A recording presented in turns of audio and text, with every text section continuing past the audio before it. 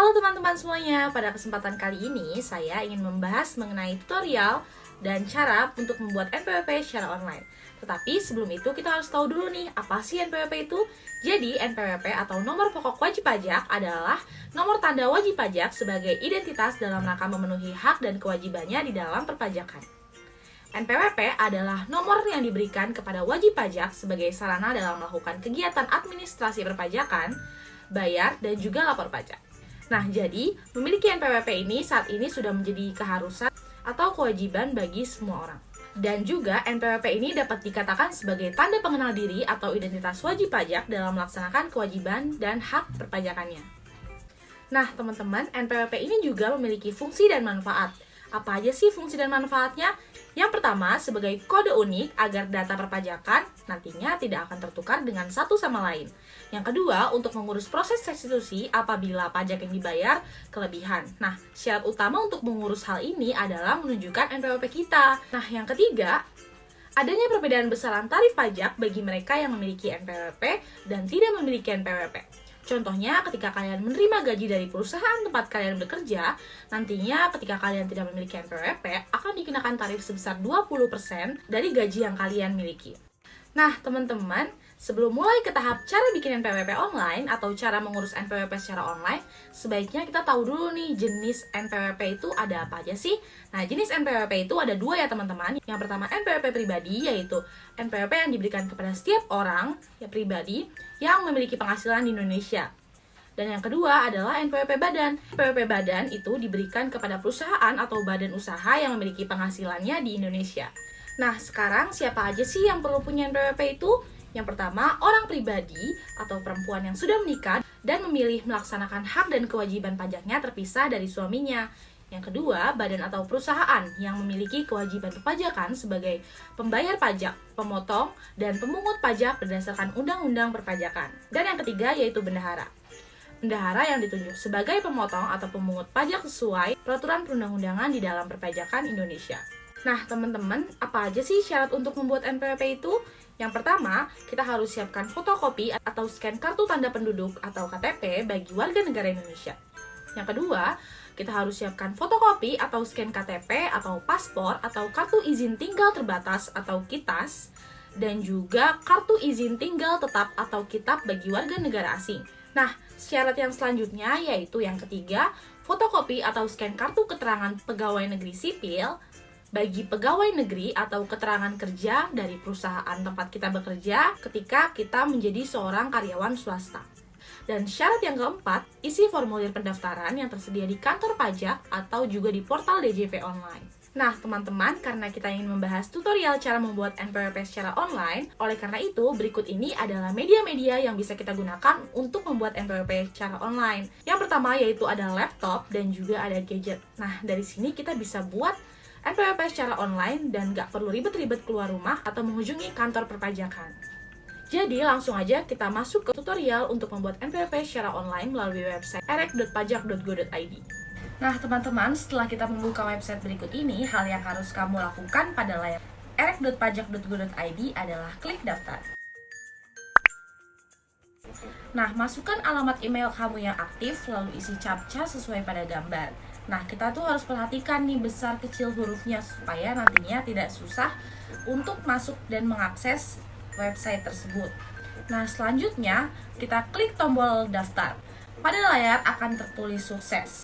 Nah, kamu diminta untuk melanjutkan pendaftaran lewat link yang dikirim melalui email yang terdaftar.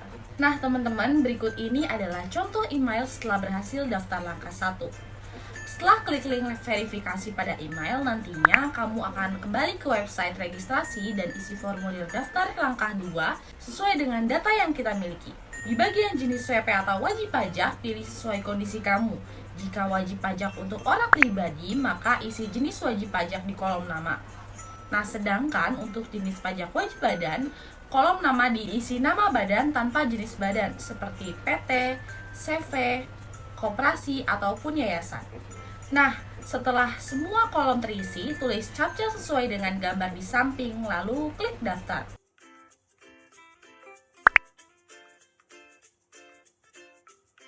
Sukses mendaftar langkah 2, kamu akan menerima email lagi berisi link aktivasi akun.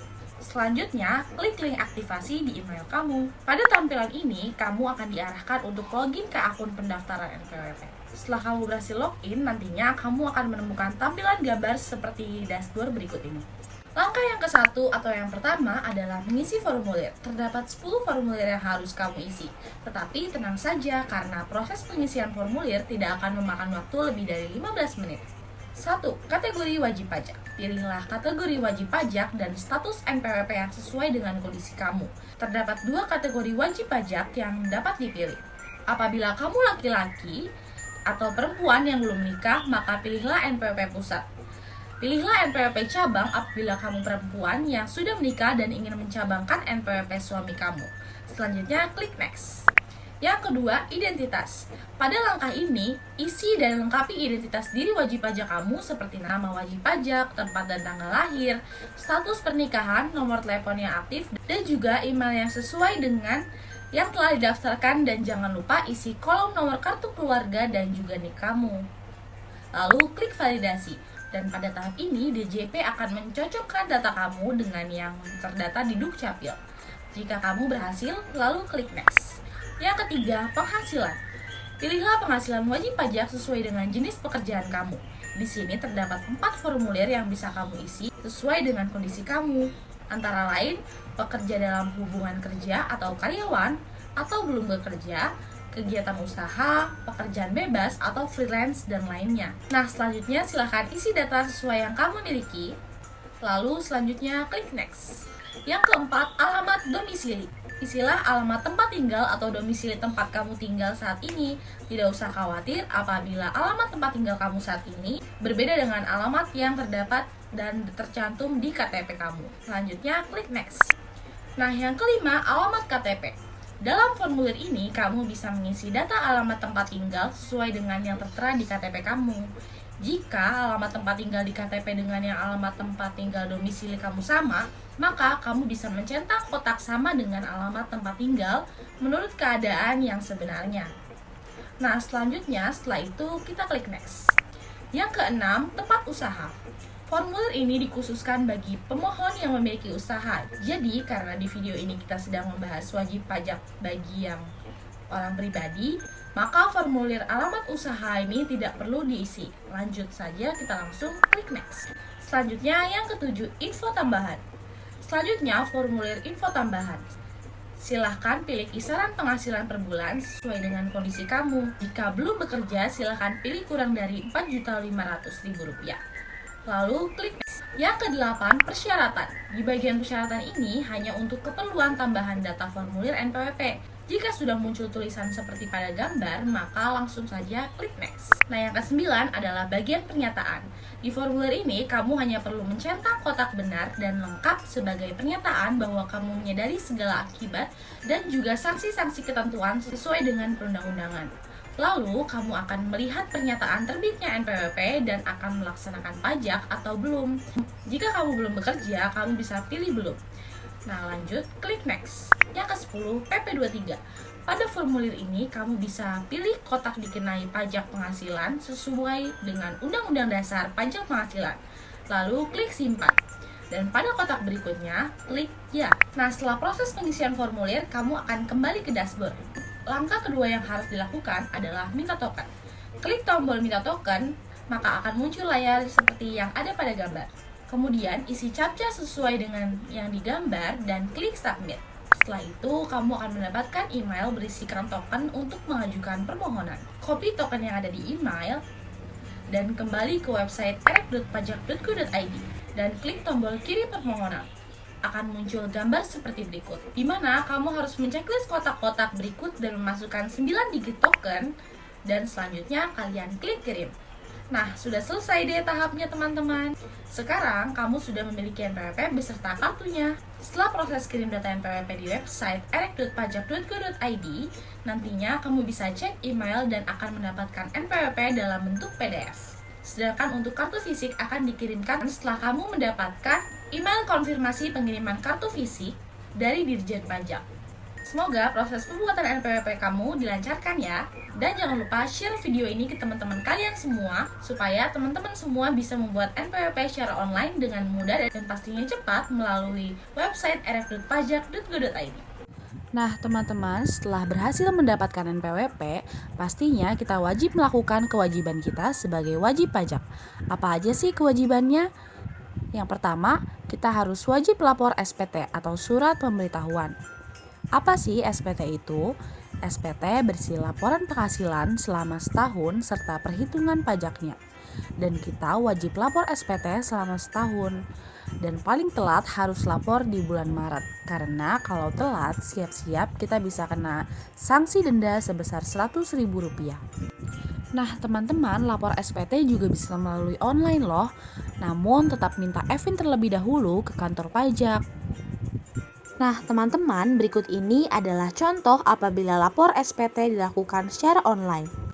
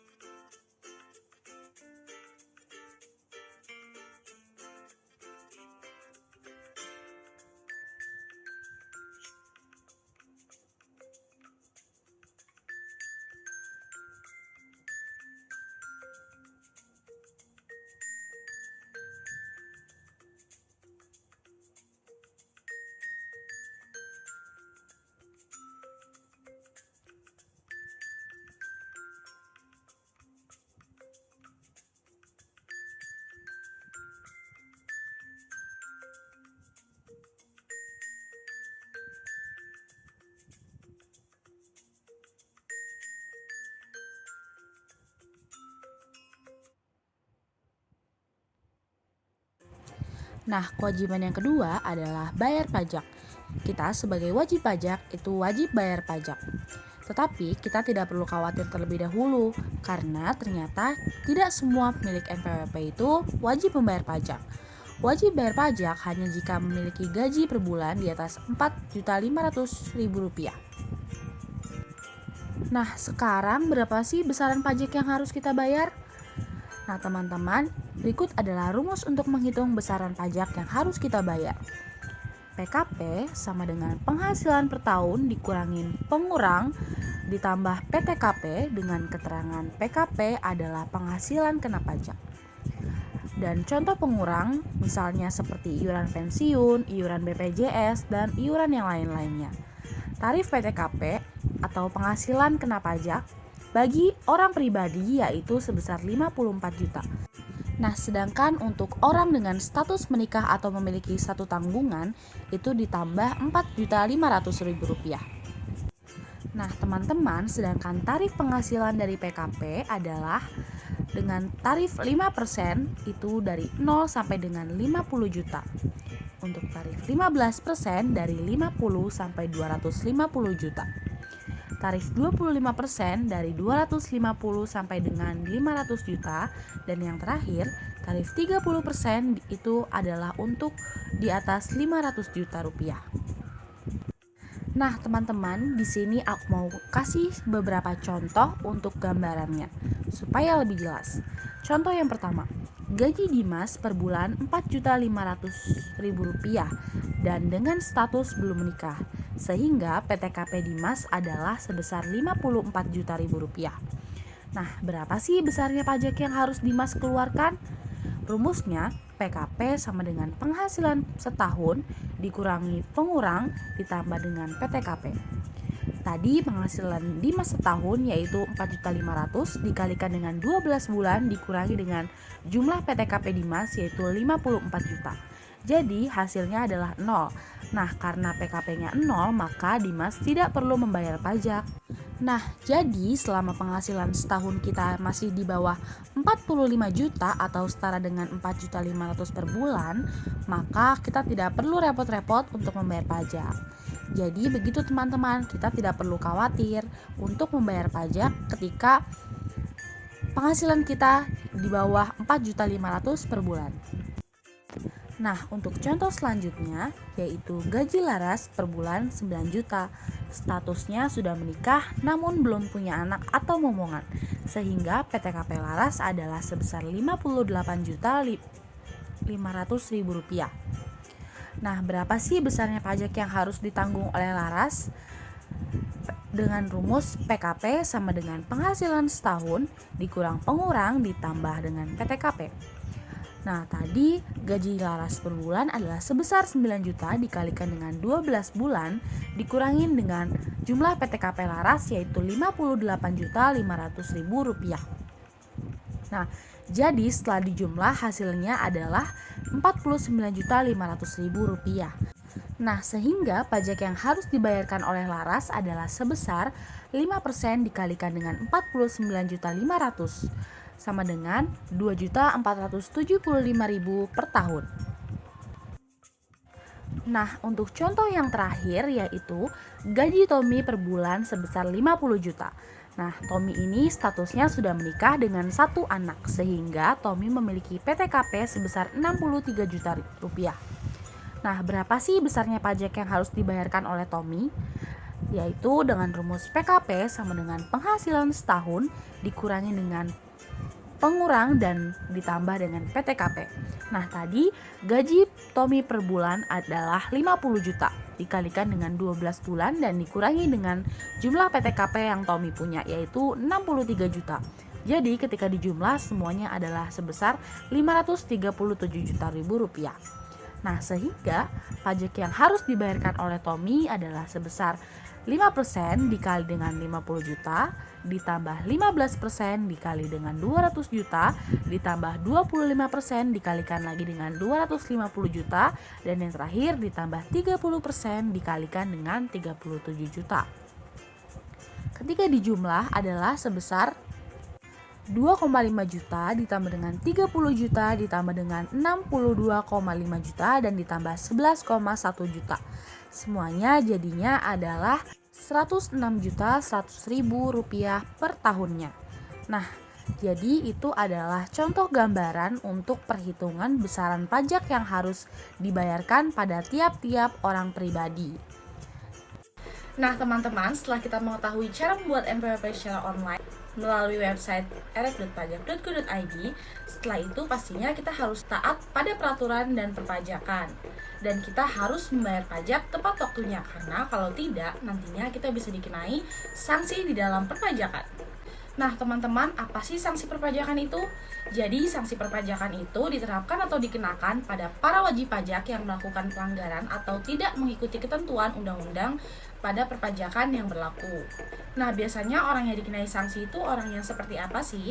Yang pertama, lupa tanggal pembayaran dan pelaporan. Dan yang kedua, menunda pembayaran. Dan yang ketiga atau yang terakhir adalah menyembunyikan data.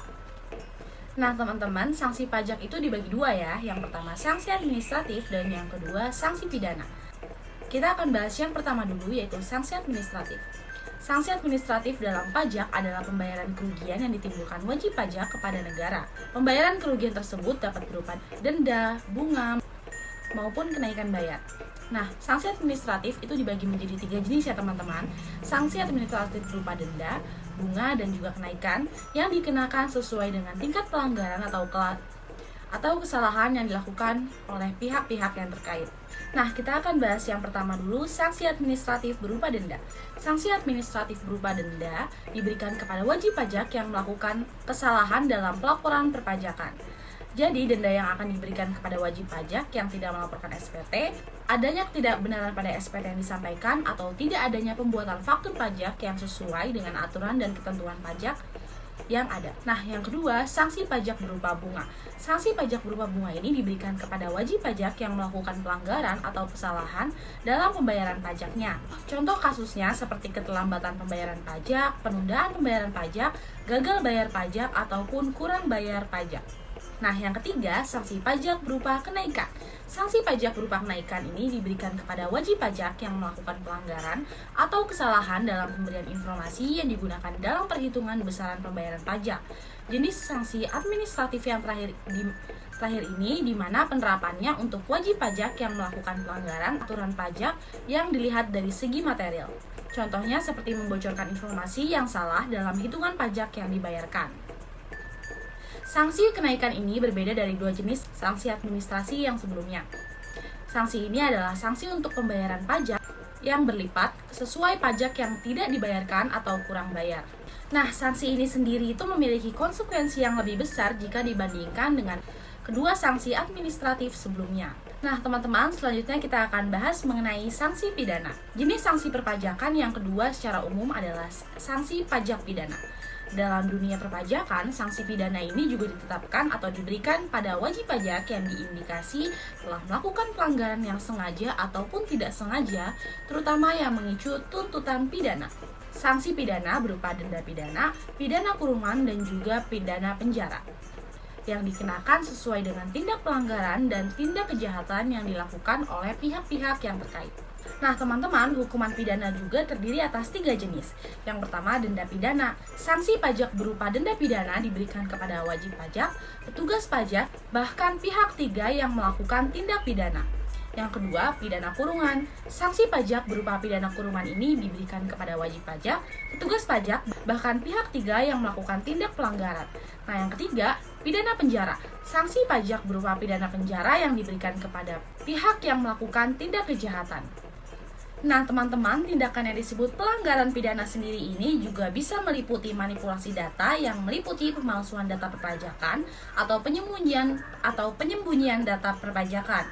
Nah, penggelapan pajak atau juga tax evasion itu juga mendapatkan sanksi pidana atau sanksi pajak pidana yang serupa juga loh, teman-teman. Oke, segitu aja materi dari saya. Jangan lupa share video ini ke teman-teman kalian semua supaya bermanfaat. Jangan lupa like, comment, dan subscribe YouTube aku ya, teman-teman.